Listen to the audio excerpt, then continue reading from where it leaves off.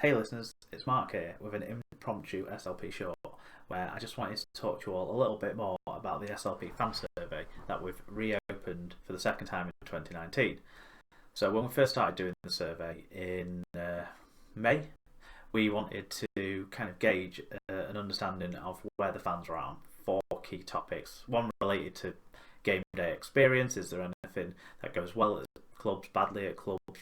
Things that clubs individually can do more, things then that ideas that can be shared as a whole to kind of make the whole game day experience more engaging, more entertaining, make people want to go to the games not just for the reason of watching the rugby, because sometimes that's not enough for people anymore. The other thing that we asked about particular clubs was how open and honest they felt their board were, and we're asking that same question again. This is kind of more about where do you feel valued as a fan with your particular club? Do you feel like they treat you rightly with the information they give you or otherwise, and that sort of thing? Then we have two questions that are more about the way the sport is run. So one about the RFL, how you rate the leadership of the RFL. Guess what? Early indications on the second running are just as badly as on the first.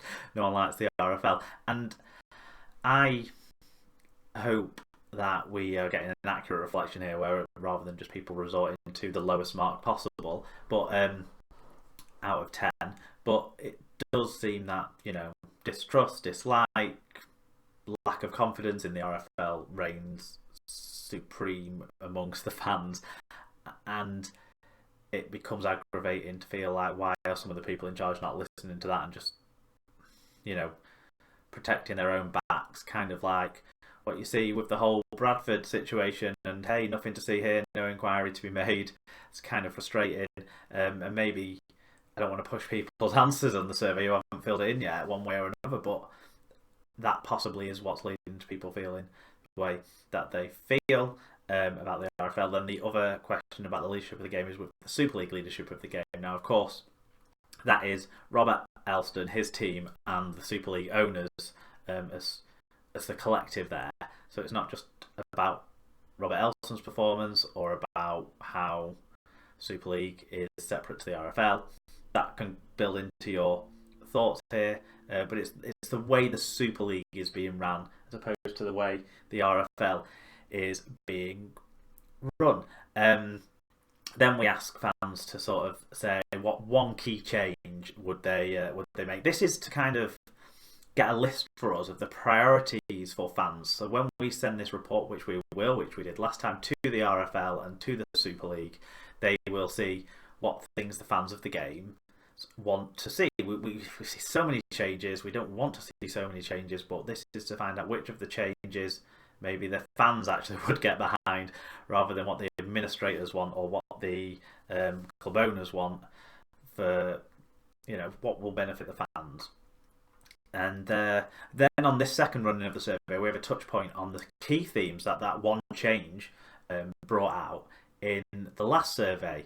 So the key themes last time were around the refereeing, but in the survey we picked out particularly the video refereeing because we're not really sure what to say about refereeing. We're not experts in it at Super League Pod.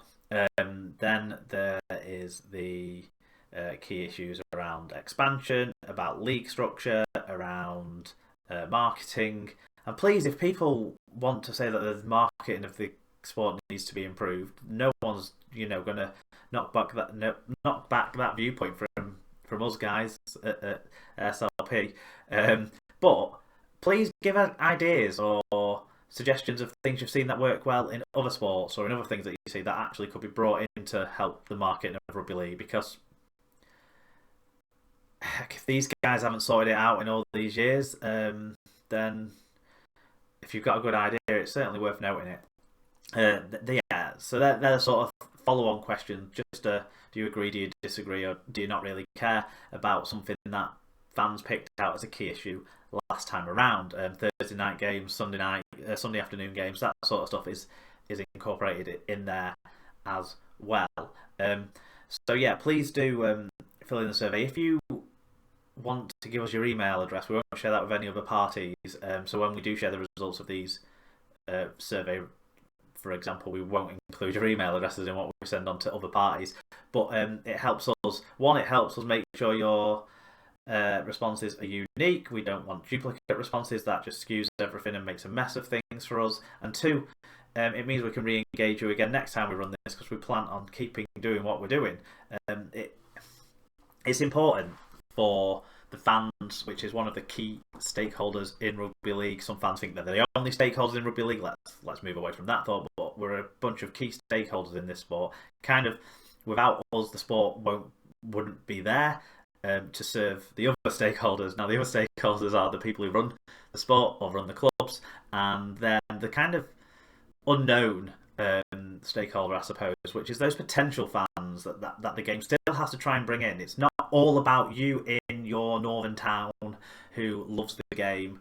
We're very important to the game, but if we really want the game to thrive, it's either making more people from your northern town go and watch the game, because then we don't need expansion to the same extent or in the same manner, or getting new fans to engage with the sport from outside of those northern towns. So they're the three key groups, really, and this is about what one of those key groups thinks and can do, and then it's about one of those other key groups, the people that run the sport, to understand how to balance that off with trying to bring new people in. That shouldn't be our job.